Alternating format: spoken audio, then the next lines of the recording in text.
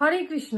আজ 29শে মার্চ, চৈত্র মাসের শুক্লপক্ষের একাদশী, কামদা একাদশী পালিত হচ্ছে। তা এই একাদশী সম্বন্ধে ভগবান শ্রীকৃষ্ণকে যখন যুধিষ্ঠির মহারাজ জিজ্ঞাসা করলেন, তখন ভগবান শ্রীকৃষ্ণ এক বিচিত্র কাহিনী বললেন, যা পূর্বে মহর্ষি বশিষ্ঠ মহারাজ দিলীপকে বলেছিলেন।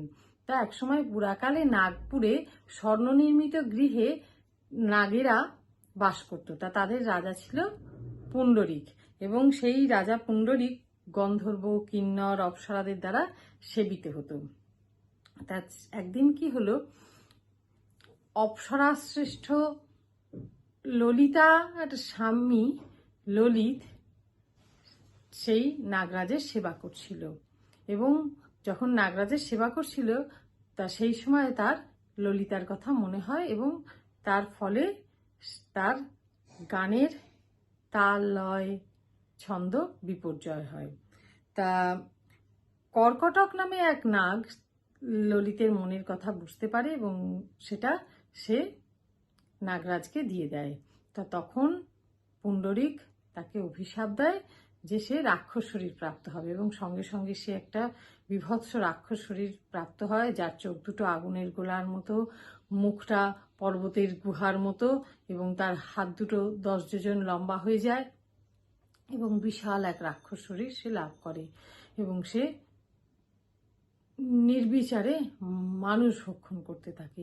কিন্তু ললিতা তাকে ত্যাগ করেনি, তার সঙ্গে থাকে, এবং সে ক্রন্দন করতে করতে ভাবতে থাকে যে তার কি পাপ না সে ফল ভোগ করবে, পাপের ফল।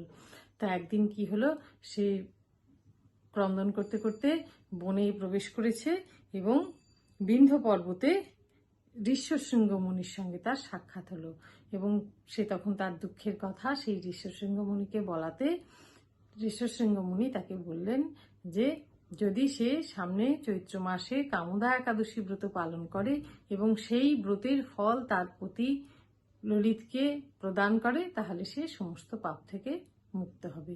তা ঋষির কথা শুনে সে এই ব্রত পালন করে তার ফল তার পতিকে প্রদান করলো, এবং তার ফলে সে আবার সেই আগের সুন্দর শরীর প্রাপ্ত হয়ে সে স্বর্গলোকে ফিরে গেল।